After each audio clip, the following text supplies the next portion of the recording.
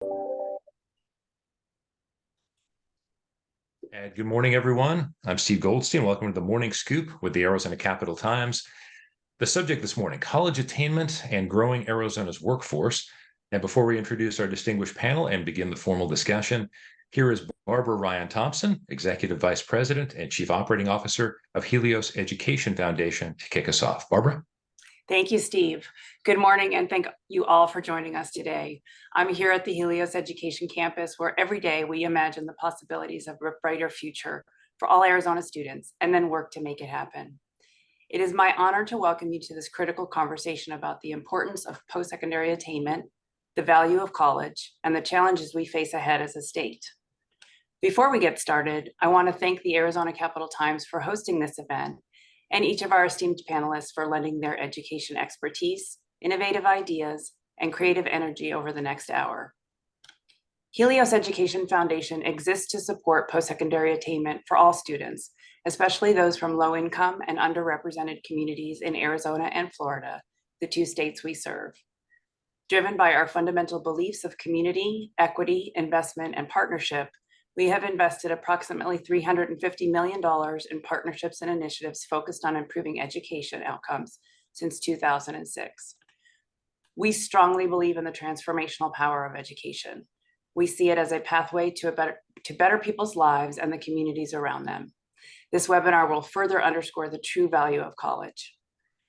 Our Billions to Gain research shows Arizonans with bachelor's degrees are projected to earn nearly 3 times more than high school graduates over their lifetime.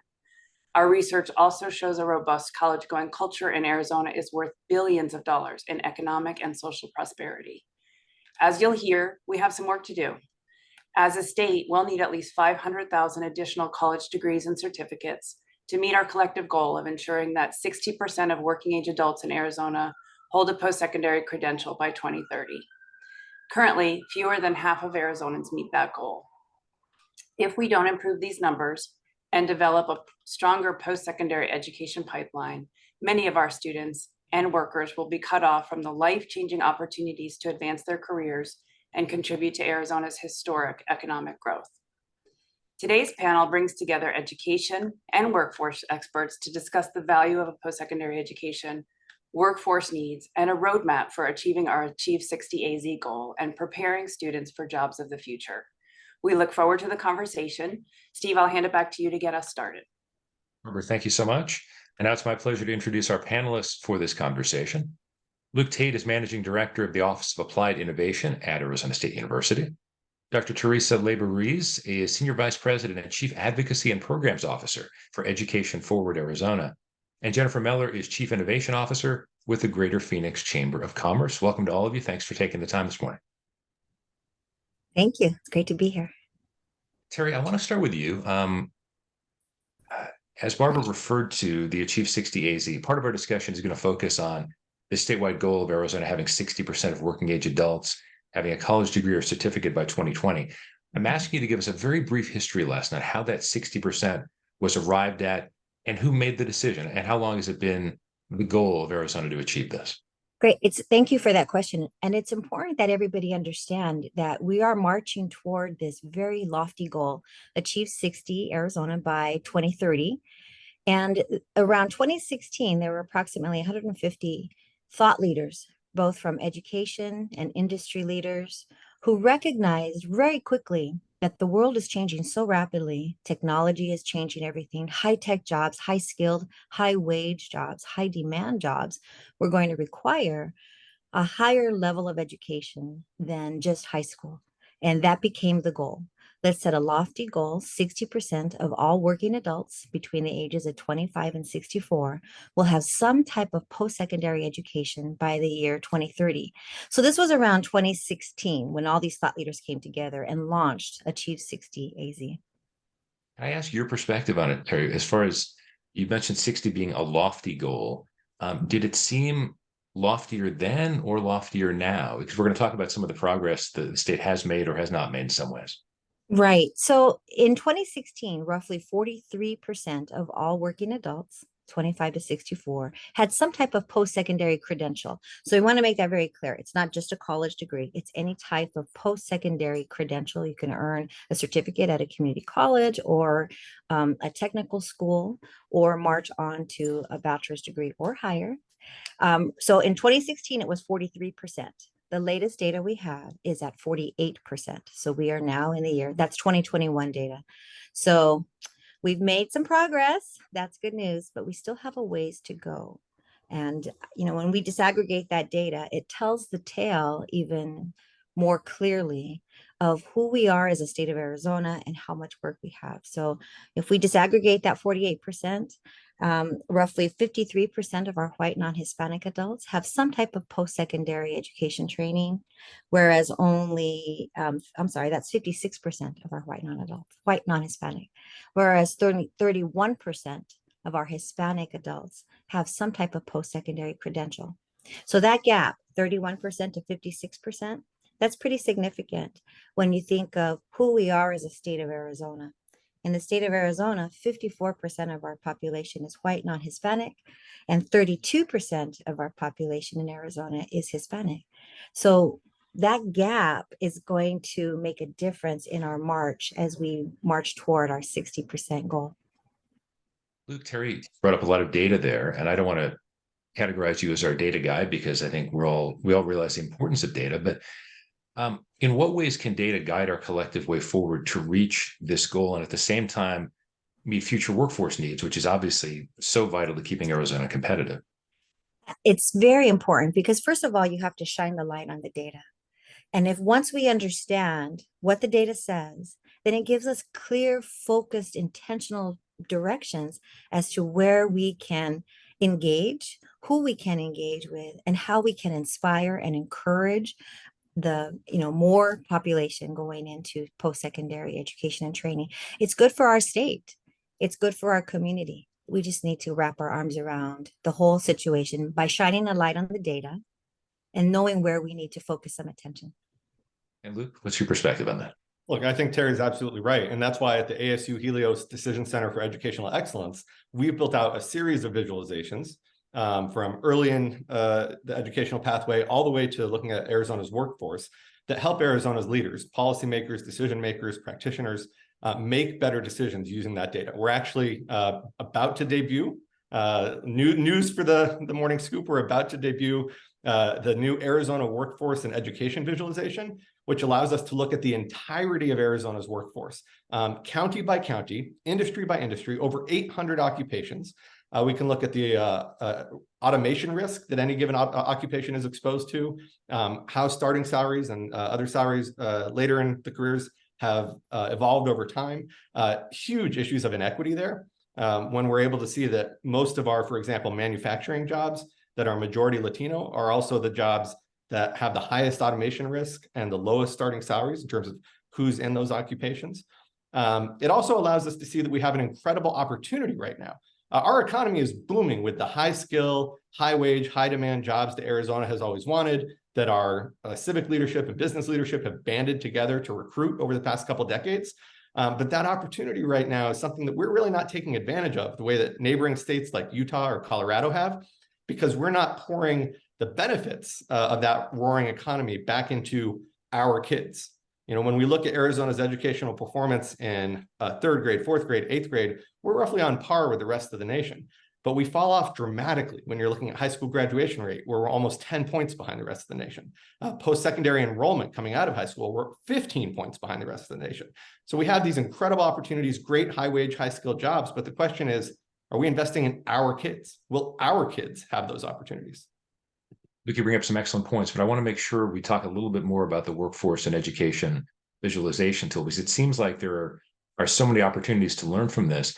Can we talk a little bit about how the sausage was made on this one? How did you decide what some of the factors you wanted to bring in, and how did you arrive at numbers where you're really excited to make this public announcement today? Yeah, so we're looking at what we anticipate county by county and for the state as a whole. What sort of growth do we expect between now and 2030? And that's a really optimistic story, relying on data from Lightcast, which is the gold standard labor data nationwide, data that we brought in from the census, from BLS, other government sources. We're able to see that we have an incredible opportunity, again, of more and more high-wage, high-skilled jobs coming our way. But the question we were asking is, that's great for the state as a whole, but who's benefiting from that? And we see that no matter which industry you pick, if you look at the difference between all jobs and the best jobs, the high-wage, high-skilled jobs, in every case, the gap between men and women grows. In almost every case, the gap between white residents of Arizona and non-white residents of Arizona grows. And in all cases, we see that our kids are not getting the educational preparation that they need. Our economy has relied for the last couple of decades on recruiting people with bachelor's degrees and advanced degrees to move to Arizona. And that's wonderful. This is a great state to live in. I'm happy to see people coming here from across the country. But particularly with housing costs having shot up so much in Maricopa County the last couple of years, we can't rely on an economy. Our economy can't rely on recruiting from outside. We need to grow from within as well. And so that's what we're seeing. We'd invite any of the leaders on this call to come on down to ASU, come on down to Helios, take a look at that tool. We're confident we can make better decisions in our educational preparation so that our economy can continue the great rise that it's been on for the last couple of decades. Jennifer, how does that ring true with what you're seeing at the chamber in terms of, at this point, what the first question is specifically about what Luke is saying about having to recruit from other states. Are you finding that local businesses have had to do that? And what are some thoughts about moving forward and moving away from that to make it more Arizona focused?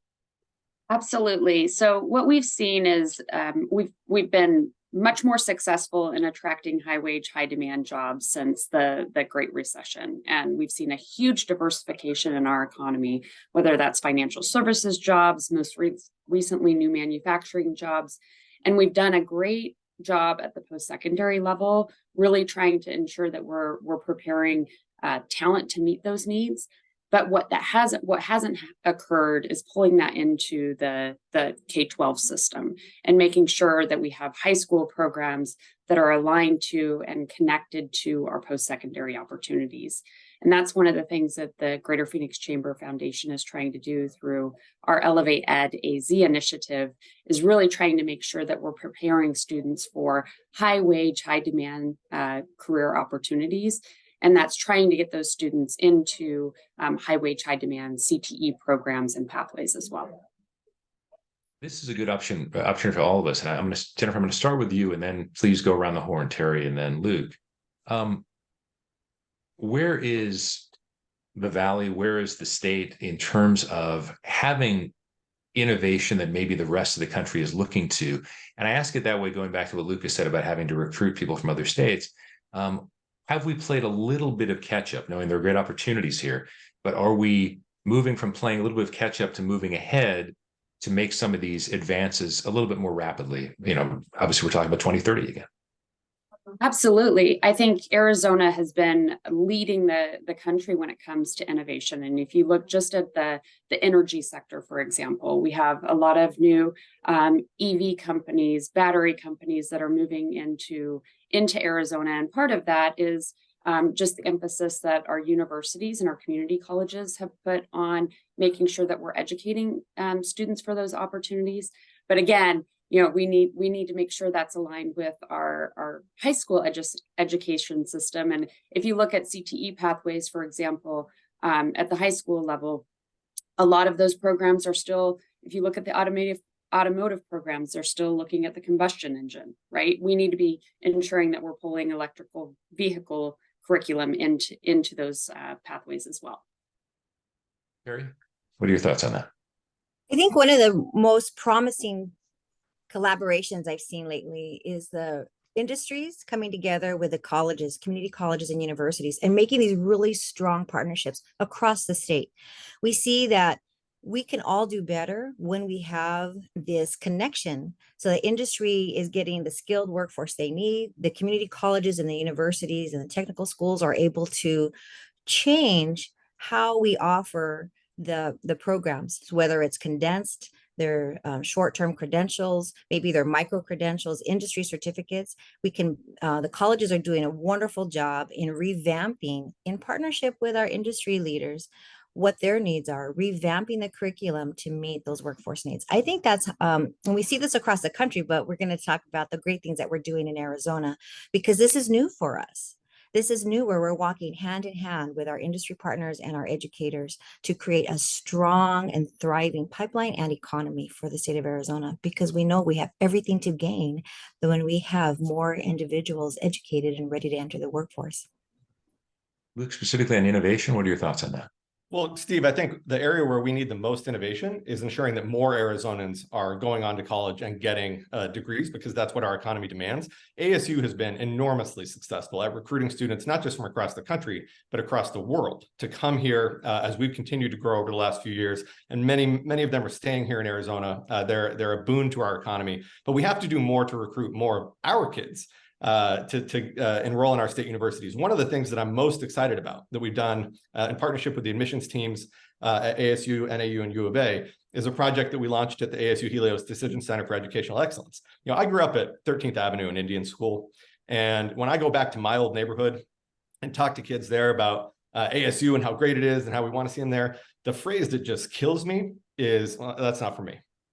It's not for me, right? When students don't have someone in their family or someone in their life who's been to college, students who talk about, well, no, I could never do that to my mom. I mean, it would cost so much and have that burden on her shoulders. And so we have to dispel those misconceptions when in fact, we can make college less expensive for them than at ASU than many other options, trade schools, et cetera.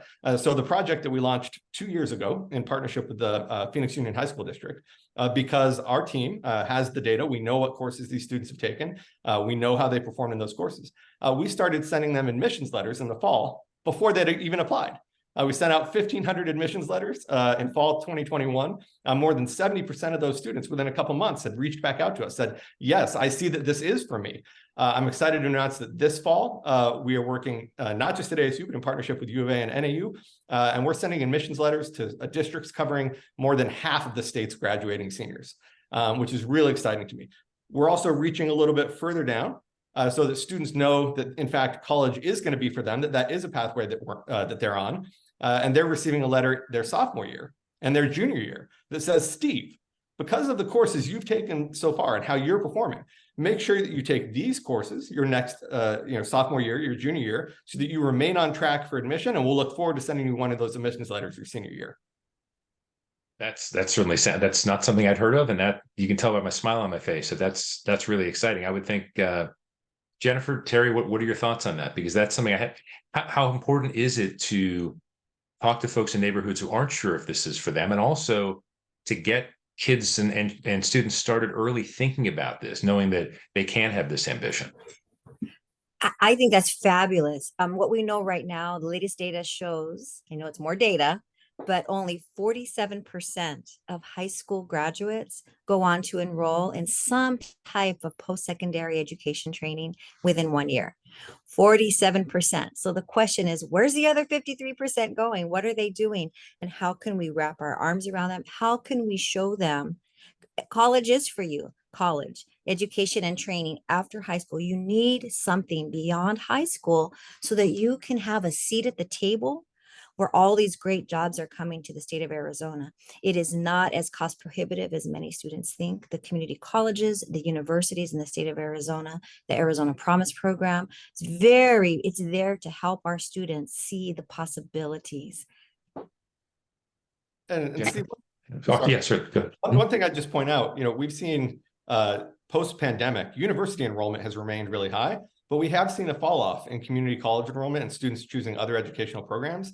And on the one hand, for those kids, they're entering a labor market, which the bottom of the labor market is the strongest that it's been in my entire life, right? If your manager is mistreating you at Starbucks or you're not getting paid what you deserve, you can go right down the street to the Walmart and get $15, $16 an hour.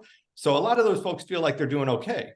But the second our economy has any sort of exogenous shock, we're going to have tens of thousands of young people who will be the least experienced and least educated workers in their workforce. They'll be the first ones out the door. So to Terry's point, we need to do everything we can, even if they're not going to attend university, to make sure that those young people are getting some sort of post-secondary skills or certificates that will make them more resilient in the face of any future shock.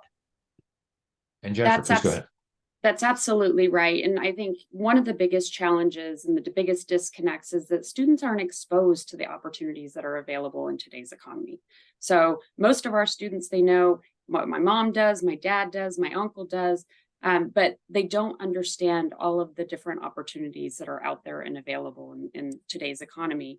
And we need to do a better job of, one, exposing them to those career opportunities. But the more that we can bring that early college credit into the high school system, the more successful those students are going to be in translating into the post-secondary system. And one of the things that we've been really heavily focused on this year, the past couple of years, with Maricopa Community Colleges, Mesa Public Schools, and Phoenix Union High School District, is trying to get more students into dual enrollment classes. And Luke is absolutely right. One of the top reasons that we see high school students not pursuing those early college credits is because they don't see themselves as going to high school, or sorry, going to university or college. And my daughter's graduating with 30 college credits. So she'll have a year under her belt before she even starts college next year. And we need to make sure that we have that same access, that all students have equitable access to those experiences as well. And Terry, it's one of those things that I'm coming out from having been a public radio person for 25 years. So I'm thinking about how you tell the stories of the data. And obviously what you've already said, what Jennifer and Luke have already said as well, it's so important that we, as important as the data is, we have to put that human face on it. So can you talk more about that, about the need to see people who either in your family or people in your neighborhood doing these things as well, and how important that innovation is to get these kids early? Absolutely. And the dual enrollment program, thank you, Jennifer, for bringing that up, is so important because research shows that only two dual enrollment college credit courses in a student's academic journey makes all the difference in their success rates as they move on. Data shows that students who take just two classes have a much higher success of completion than those who don't. The trick, though, is exactly that. When you're a first generation college student, I am a first generation college student, and you're the first in your family to travel this path, it's difficult, and you rely heavily on the experts at the colleges and universities and the systems to guide you. But also we need to make sure that we are creating this college knowing and going culture in the high schools so that students can see themselves on this path. And that's a wonderful partnership that Education Forward Arizona has with the Helios Education Foundation, is the creation of what we call college knowing and going teams, so CKG teams. And they go out to high schools around the state of Arizona upon invitation, and they help create this college going culture within the school, and have been having great success. So dual enrollment is important because you can see yourself and you can experience success, and you know that, yes, I can be successful in a college environment, number one. And two, creating this environment at the school itself and encouraging the families and showing families that there's a path here for your student. It's intentional. Jennifer, I wanted to come back to something that Terry said earlier, and that's about, for many years, we've talked about the importance of public-private partnerships. We've talked a little bit about that this morning, but from an overall umbrella, how important is it for the business community to have its leaders heavily involved, education leaders to be heavily involved? Luke has talked so much about the data. It seems like that, I know we're not always on the right track with everything in terms of how we get to a goal, but how important is it that these leaders are on the same page in terms of getting us to this goal ultimately as we decide how to get there? It's critically important, Steve. And we've seen, and Terry talked about the success that can occur when businesses and education partner together and develop curriculum and really engage with those students. We know that if a program has a guaranteed interview on the back end of a program, that students are more likely to enroll in that program. And we've seen numerous times where those things have rung true. I think the community colleges and actually the universities as well have also been much more innovative in preparing or doing quick start programs where it's maybe a 6-month program or a 1-year program. And a lot of those programs have very heavy business engagement. One of the things that we've also been doing through Elevate Ed is really trying to bring business into the high school system. So we're trying to get more and more businesses to do job shadows where students can go out and tour an APS site and see what it's like to be a lineman, right? And what that looks like. We have a lot of companies that are being more innovative in how they're thinking about internship opportunities. Honeywell, for example, they've lowered their age requirements to be able to bring high school students in and provide internships in their organization. Mayo's another great example, offering both clinical and non-clinical internships to high school students. And we need more and more businesses to lean in, because if we're going to prepare the workforce of tomorrow, we really need those students engaged at a much younger age. And we're talking a lot about high school, but we know that it actually has to even go into the middle school to start to build that awareness so that students can see not only an opportunity on the back end, but that they're connected to their high school experience and that they want to be part of high school. They want to come to class every day and ultimately graduate. Sure to direct this one too, so forgive me on this one, but any of you can jump in. We've talked obviously a lot about the importance of getting the kids to want to lean in. Jennifer, you mentioned having more businesses lean in. Luke, maybe start with you on this one if you feel comfortable with it.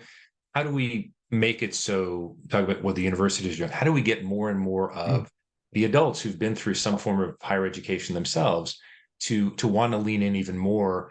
Again, we know there are so many leaders who have, but maybe those who haven't, how do we get them to want to do this? Yeah, Steve, I think back to a few years ago when, the threat of automation was beginning to be understood.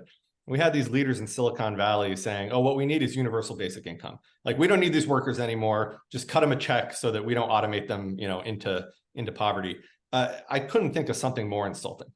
Something that fails to value that everybody has something to contribute to our economy. So what we need isn't universal basic income. What we need is universal learning opportunities, right? We need to be able to show every worker a pathway for them, particularly those workers who are exposed to automation risk or whose pay trajectory isn't what they hope for it to be. It's one of the things I'm most excited about with our new visualization, the workforce visualization, is that we're actually able to look at any occupation and give a window that often you don't have when you're at your company or in your job. You don't have a full window into what are the other jobs that are out there that I might already be 80 or 90% qualified for. So we can look at any given occupation and say, what are the occupations that someone with the skills in this job are mostly qualified for, that have a lower automation risk, a higher pay trajectory, and then what are the specific skills that they would need to learn in order to take that sort of higher trajectory job.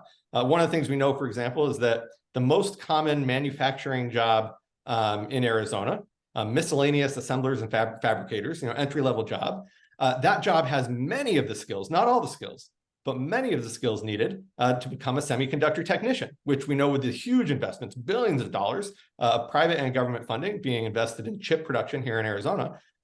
For any of the workers in that role, we need to be able to connect them with the mid-career learning opportunities to level up. And so that's something that we're going to hope to facilitate on a systematic basis, helping for any given occupation, what does the pathway up look like?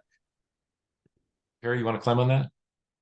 Yes, thank you. I love that. The upskill, new skill, reskill. It's this constant learning. As educators, I'm a lifelong educator. We talk about lifelong learning all the time, but really we're living it right now. It's this constant evolving of jobs and skill sets. One of the programs that we're really excited to talk about is the partnership that Education Forward Arizona now has with Freeport-McMoRan. So Freeport has done a wonderful job in providing scholarships, over 300 scholarships to our Native American students around the state. And actually they go outside the state as well. But we just announced this brand new partnership. It's a workforce development program that will cover tuition, books, fees, and also, as importantly, is housing and food stipends. And this is a program that is meant to attract and recruit individuals who are interested in learning a new skill set or upskilling, who are willing to commit to the time and education. It'll be paid for, and as will your housing and your food stipends. And in return, a 2-year commitment to work for Freeport, a very large, internationally known company with lots of job opportunities. So we're excited to launch that.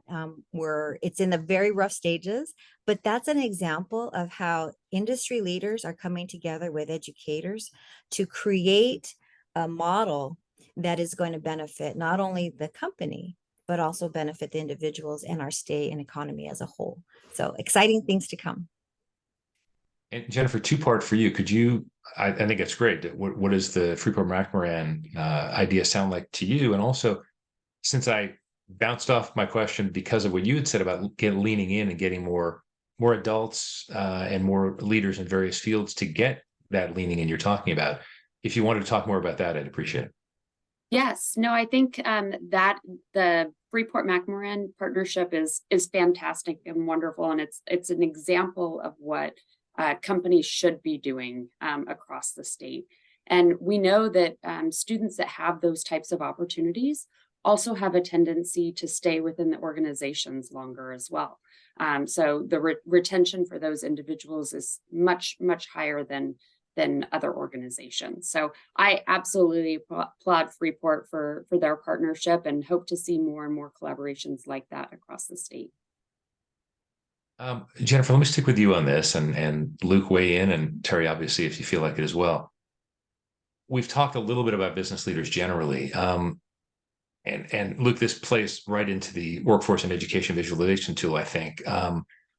What do business leaders see as the greatest workforce needs in the current economy? And I can even, a little knowledge is a dangerous thing. I can even say, well, I know about the future workforce that's going to involve technology. So there you go. So that's about as much as I know. So jokingly, let's talk about what business leaders are seeing as the greatest current workforce needs, and then in the short-term future.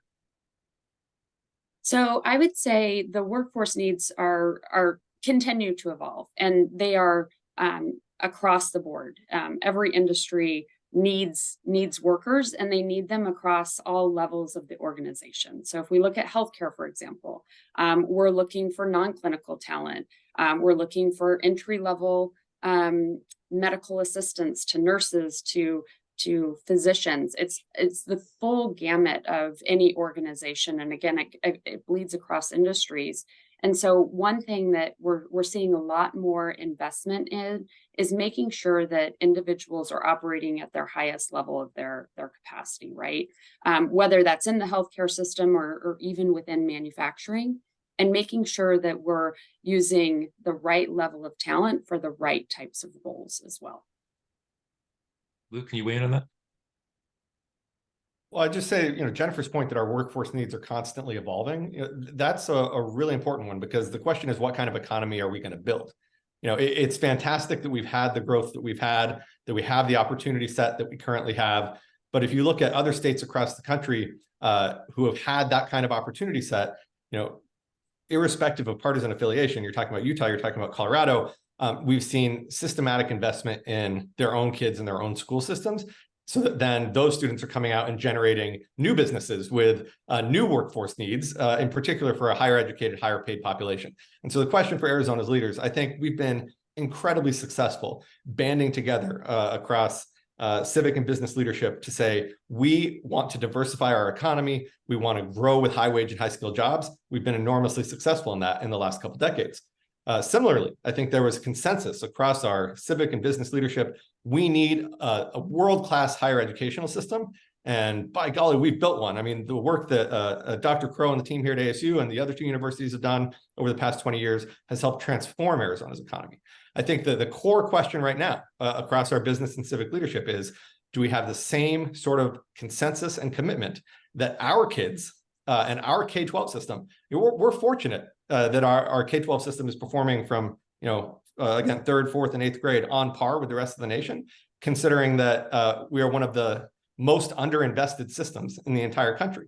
But the question of is par good enough? And then is allowing this continued fall off, 10 points behind the rest of the nation, high school graduation rate, 15 points lower post-secondary enrollment.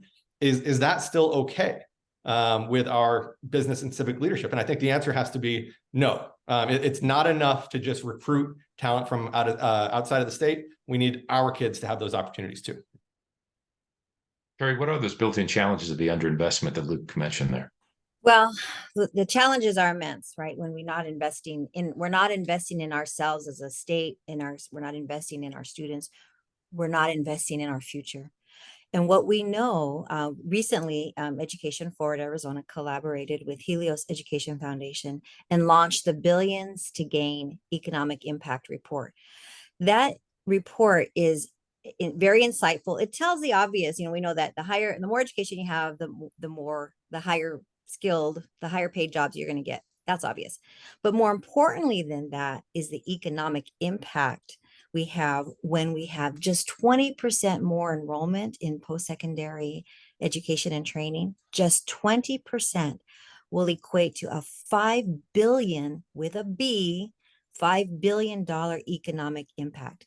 That's, not only higher wage jobs, that's less reliance on safety nets, that's lower crime rates, that's a higher civic and community engagement. All of these benefits that come from an educated society play out financially. $5 billion when we have 20% more. When we talk about parity, if we were to increase the number of underrepresented students across the state of Arizona, now we're talking almost $9 billion in economic impact. These are real numbers, and that's not a one-time, that's every year. For every year we have increased enrollment. It plays out in real dollars to the state of Arizona. So there's our investment. That's why it's necessary to invest in our future through education. Steve, if I could, this is, to Terry's point, this is fundamentally an issue about equity, right? There are plenty of great schools across Arizona, but we do not see that our students are being equitably served. Our Latino students, our Black students, our Native American students, our students in rural areas, our students with disabilities are not getting the fantastic educators that they deserve at the same sort of rate as the rest of our students. If we look at the teachers in our schools that are emergency certification, so that the ones that haven't had the preparation fully that they need to be as successful as possible in the classroom, 97% of those teachers are teaching in our Title I schools, which is to say our schools with lower income populations. So this is an issue of equity on every level, and it's a massive opportunity because, to Terry's point, if we can ensure that all of our students are getting the great start that they deserve, their trajectory won't just be better for them, it'll be better for our state as a whole. Well, and Jennifer, yes, please go ahead. I can see you unmuted, so go ahead. Yes, I would love to jump in here. So Teresa and Luke are absolutely right. There is a huge imbalance in equity across our state. And when we look at dual enrollment, for example, we know that the schools that are lower income schools have a lower proportion of dual enrollment classes available. So those early college opportunities aren't even available at many of our high schools across the state. And one of the things that we were heavily focused on this past year, we partnered with Helios Education Foundation to run a bill at the legislature to get funding for students, one for tuition for dual enrollment. And the state invested $15 million to provide tuition assistance for our dual enrollment students, plus a teacher incentive to get certified to teach dual enrollment. And that's critically important. These teachers, one, have to have extra educational attainment in order to teach a dual enrollment class, and they have additional requirements to teach that dual enrollment class. And so it's critically important that we make sure that those teachers are fairly compensated to do that work.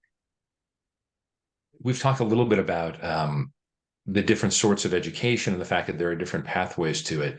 I'm going to ask what's going to sound like a question from the 1950s, but how much of a difference, Luke, let me start with you on this one. How much of a difference has it made that students have the opportunity, as long as they have working Wi-Fi and a working laptop, which I know is certainly tough for certain low-income residents, so I want to assume people have these things, but how much of a difference has it made to not necessarily have to go on a campus, that people can do this on their own time? In some classes, there are asynchronous where you can sort of decide when you want to do that. How much of a difference has that flexibility made in terms of trying to reach these goals? Yeah, so at the college level, what we've seen with ASU Online is massive growth in mid-career degree attainment Because if you're 28 and you've already got a kid at home and you're working 40 hours a week, the notion that you're suddenly going to drop everything and show up at the quad for your classes, I mean, that's laughable for a lot of folks. But we know that with hundreds of thousands of Arizonans who have some college, but not a degree, they may be only a semester or 2 or 3 away from completing their degree. So being able to enroll at ASU online, to do that asynchronously, on their own time, that has been life-changing for many mid-career workers. We also know that for students coming directly out of high school, that can be a little bit of a precarious position to be by yourself at home, trying to complete everything on your laptop without the sort of network of support around you. So we've got this new innovation we're calling ASU Local, where we enroll students in ASU online classes, but they come to a physical campus in their community a couple days a week so that they're with each other, they're getting peer support, they're getting support from our incredible instructional aides and coaches. That's something that I think is an incredibly innovative approach for that younger cohort, where they're not coming physically to the campus, but they do have a local connection to ASU. Harry, did you want to weigh in on technology? Absolutely. So Please. first of all, in full transparency, I am a retired community college president from Glendale Community College. And so I'm speaking now with my president's hat because I think we learned during the pandemic, that massive shutdown, we all remember March 2020, and we all had to flip on a dime and change things. It changed education forever. Because yes, there was online classes. We remember the old distance learning, and we've had online classes. But what the pandemic taught us is that we can do things online, virtually, very well. Today is a great example of this. But we've also learned that students need different types of learning environments. So whether that's fully online asynchronously, or whether it's a great model like what ASU is doing with the local, whether it's a hybrid feature, which is kind of a hybrid feature. You might have one day in class and then one day online. So what we've learned is we need to be flexible for our students, because the students want a different learning environment than what we were offering before. And I think that's important because it begs the question is, how do we continue forward momentum for our students so that they can earn that degree and credential that's going to be life-changing for them in one generation? We know this, how life-changing a college degree or additional learning after high school can have on an individual and on their family. The trick, though, is how do we continue to be adaptive and flexible to meet the students where they are so that they can enjoy some success in the future? So it's this constant evolution and this idea of adapting and being able to be flexible. Jennifer, go ahead. Yeah, and I want to jump in on just the impact and the life-changing impact that these opportunities can have on a family.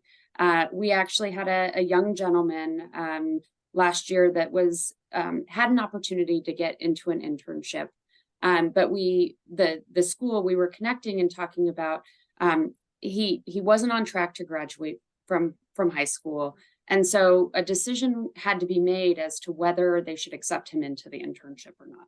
Ultimately, the decision was, let's let him into the internship and really make sure we're providing him strong support to get him on track to graduate. Not only did he graduate, but he graduated, received an industry recognized credential, got a job with that company, and his family has said he's getting benefits and compensation that no one in his family has ever seen before. So it is truly life-changing when we can give these individuals these opportunities, and it's one kid at a time to make it happen. I want to move on to some of our viewer questions here in a moment, but I hate to ask a maybe too complex a question. I don't mean it to be controversial at all, but Arizona for years has talked about being a pioneer in school choice, and we can debate whether there are pluses to that or there are minuses to that, certainly. But how does that either complicate the situation or in some ways lead to more innovation and more opportunities for individual students and kids? If someone wants to play sort of the pro-con game with me, anyone can jump in on that. Well, Steve, Go ahead, Luke. Our center looks at outcomes across charter and district schools. They're all public schools, and families have the option of sending their students to any of those different types of public schools. One of the things that we're most excited about is no matter what type of school you send your student to, you want the principal and you want the superintendent to be able to tell whether the teachers are actually preparing them to succeed at the next level when they get to Glendale Community College or when they get to ASU. And so a really exciting program we just rolled out last year that Dr. Crow and Paul Luna announced at the Helios Education Foundation is that we're giving every principal and every superintendent the ability to see how their students are doing subject by subject once they get to university or community college. So they know how they're doing in biology, how they're doing in chemistry, how they're doing in math, how they're doing in English relative to the state average, and also how it's changing over time. So whether you're at a charter or a district, you can actually see, are our teachers preparing our students to succeed at the next level? You can actually manage to performance. Not just are they graduating high school, but how are they doing? One of the things that has been most exciting is that we can then see who are some of the best teachers across the entire state, whose students are performing at exceptional levels, no matter which university they go to. There's a gentleman in Thatcher, Arizona, who's one of the best biology and chemistry teachers in the entire state, more than 2 hours away from any of our major cities. And his students, they go to ASU, they go to NAU, they're getting A's. So we've identified a cohort of these teachers, 16 of them that we're calling the ASU Impact Corps this first year. And they're working with their peer teachers across the state, whether district or charter, to help them get an insight into what pedagogical approaches they're using that are helping their students succeed at an incredibly high level. And I think that's what we've got to be systematic about. It's great that parents have choice, but let's make sure that what they're choosing between are schools where the principals have an insight into how the teachers are performing, how the students are succeeding at the next level, and that those teachers are able to learn from the best teachers across the entire state to continually up their game. I think Luke's right. And I would also just add in, it's school choice has also created some competition among our school partners, right? And so in order for schools to remain competitive, they've had to adjust their teaching model, especially our public schools. We've got some great examples of magnet programs.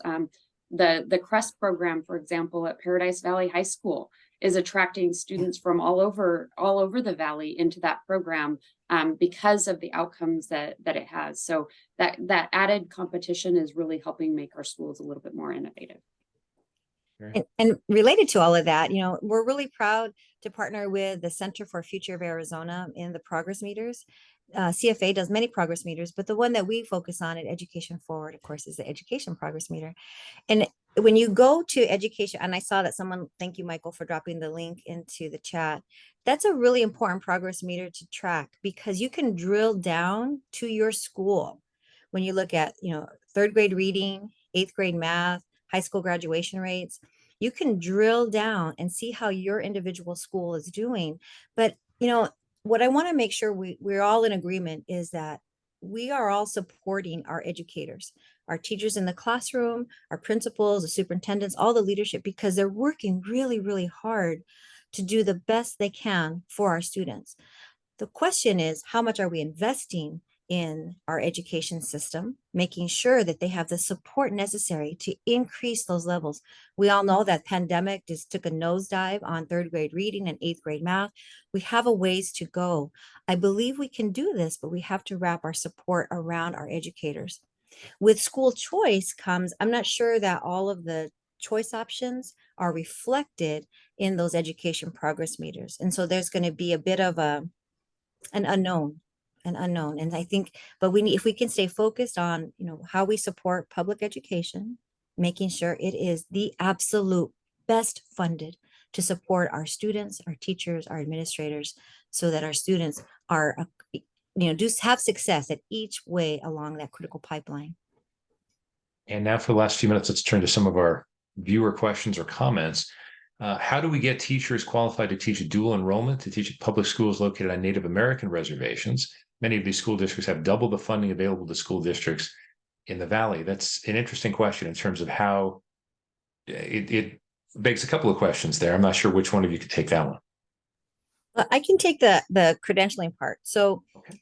All schools in the state of Arizona are certified by the Higher Learning Commission in order for higher education. So in order for a high school teacher to be able to offer dual enrollment credit, they have to meet the Higher Learning Commission requirements, which is a graduate degree, a master's degree, and 18 graduate hours in that subject area. So for example, I am a math faculty, former math faculty. I have a master's degree and 18 hours in mathematics. That's essential for any academic area. The CTE areas are a little bit different, but excuse me, the high school teachers must meet the HLC requirements. There is some conversation at that level of maybe relaxing some of those requirements for our high school teachers, because the added financial burden, even though there are scholarships available, it's a financial and time burden for our high school teachers to go on and earn additional graduate work in their subject area. And Yeah. Steve, it's definitely a barrier, the additional requirements, but also important for rigor. One thing I do want to highlight is that Arizona Teachers Academy offers scholarships, as Terry mentioned, which helps pay for those added credentials. And then, as I mentioned, the state is also offering a $1,000 incentive this year for any teachers that do get that credential to be eligible to teach dual enrollment. So we're really trying to get the word out there and trying to get more teachers certified so that we can increase that access for our students. Luke, do we have numbers at this point to indicate, you brought this topic about Arizona recruiting people from other states to come here. Are there solid numbers to indicate how many of graduates of community college system, ASU, NAU, U of A, decide to stay in Arizona? And are there factors that would get more of them to stay? Maybe that's for Jennifer or Terry, but I was considering that as well. I mean, how are we doing in terms of keeping and retaining those who do get their degrees here? Yeah, so that's not something that our center studies specifically, but I think the last part of your question is critically important, Steve, about what are the incentives to stay. I got to tell you, I've heard from all sorts of organizations, all sorts of leaders, Arizona needs to be the best place to build a business. That's fantastic. We should be excited that that's something that we prioritized. But I don't think I have ever really heard a serious prioritization that Arizona ought to be the best state to raise a family in, or that Arizona ought to be the best state to grow up in. To me, this is fundamentally a question about values. It's a question about priorities. It is not a mystery, as Terry said, underinvestment in our kids is something that we have known about for my entire lifetime. I grew up here. That ultimately has been an issue we've been unable to get consensus about. That no matter what else is happening, no matter what other priorities are in front of the legislature or in front of the governor, that the most important thing is that Arizona ought to be the best state to grow up in. We ought to be the best state to raise a family in. Because I got to tell you, when I do talk to business leaders about recruiting challenges, one of the things that I hear is, high skilled workers maybe coming from Boston, coming from San Francisco. Is this going to be the best state for my kids? Is this going to be the best state for my family? That should be our number one priority this decade, next decade, and for the future going forward. Jennifer, what are your thoughts on that? Because that can be hard to quantify depending on what one's priorities are. Although, as Luke said, in terms of an umbrella, of course, what's the safest place? What's the place that has the most opportunities? And yet that can be different for each family, I suppose. Yes, and I think ensuring that we're improving our education system is a part of that quality of life. There are definitely other factors as well, but I think that's the biggest opportunity. The other thing I think, just as far as retaining talent in our market, is making sure that those students have that work-based learning experience throughout their educational system, right? And I use the healthcare system as a perfect example. We have a huge shortage of nurses in the state of Arizona.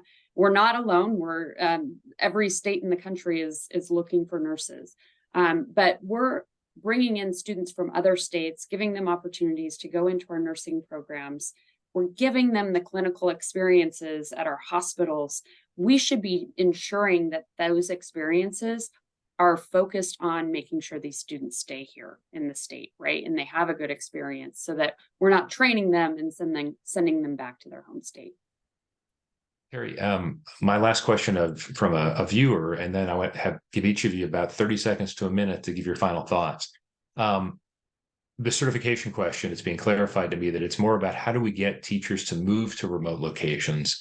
There are some who obviously want to do this out of wanting to give back, but others, are there ways to get folks who want to give back, but there are other challenges, obviously, to go into remote locations? Are there things that that the state is doing or could be doing better there? That's a great question. I think that that's something not only unique to education, but industry all around. We have industry locations and remote sites around Arizona, and it's about building community. So back to Luke's comment about a great place to raise a family, a great place to grow up. And so we tend to focus on the great state of Maricopa rather than our partners in our rural communities. They need just as much, if not more help from us than the urban areas in Pima and in Maricopa County. I think it's important to start to build those communities so that, you're attracting high quality individuals to contribute to the community there, to build a community.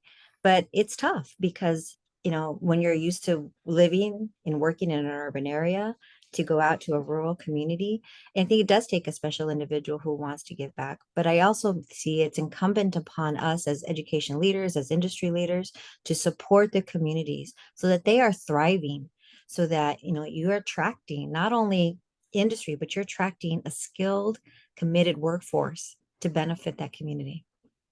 Terry, as we wrap up, I'm going to give each of you, again, we can give each of you about a minute or so. If you just want to reiterate some of your thoughts, that's terrific. But Terry, what are your sort of takeaways? What are your final conclusions to leave our viewers with? My final thoughts are really, Arizona has everything to gain when we ensure that we have an educated population ready to contribute, to be a part of, to engage in this thriving economy, this rapidly evolving economy. We want our people to have a seat at the table. We want to pay focused attention on where the gaps are and know that we want to provide this opportunity. Everybody, we cannot afford to lose a single person in this march toward 60%. We need 500,000 more degrees by 2030. We can do it. We just all have to wrap around together. Everything to gain when we do this together. And Luke, your final thoughts, please. Thank you, Steve. First of all, grateful to be here with Terry and Jennifer, and you. Thank you for the opportunity. One of the things that has been very clear to us at the ASU Helios Decision Center for Educational Excellence, looking at the data, looking at our workforce visualization, we have an incredible opportunity right now. Arizona's economy is roaring. As Jennifer said, we've diversified. We're attracting more and more high-wage, high-skilled jobs. The question before us, and we're going to have to answer it now, this decade, is, are we going to take advantage of that opportunity to invest in our kids so that our kids are the ones who are then building and growing Arizona's economy? To me, it really is a question of values and prioritization. We should make Arizona the best place to raise a family and the best place to grow up in.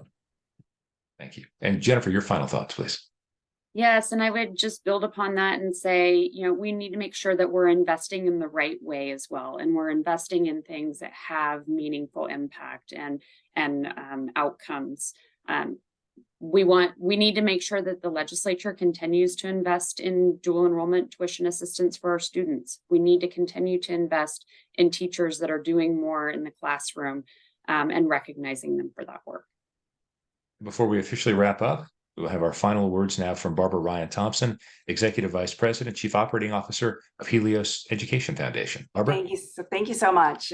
And I just want to share my thanks again to the Arizona Capital Times for hosting this webinar, to Steve and our fantastic panelists for participating in this important conversation, and all of you for joining us this morning. We hope you walk away from this discussion with a better understanding of the work that needs to be done to meet the state's attainment goal, and why that is so important for Arizona students and families and the state as a whole. We invite you to read and share the Billions to Gain research, which you can find at helios.org or educationforwardarizona.org, to reach out to Helios or Luke and our partners at ASU to learn more about the ASU Helios Decision Center for Educational Excellence. And finally, join us in supporting programs and initiatives that help create a stronger pipeline to higher education. Thank you all, and go Diamondbacks. Thank you, Barbara. And again, formal thank you to Luke Tate, Managing Director of the Office of Applied Innovation at ASU, Dr. Teresa Leber-Ruiz. She is Senior Vice President, Chief Advocacy and Programs Officer for Education Forward Arizona, and Jennifer Meller is Chief Innovation Officer with the Greater Phoenix Chamber of Commerce. And I want to thank the Arizona Capital Times as well for this morning's scoop. I'm Steve Goldstein. Thanks so much for joining us today. Have a great rest of your day. Bye.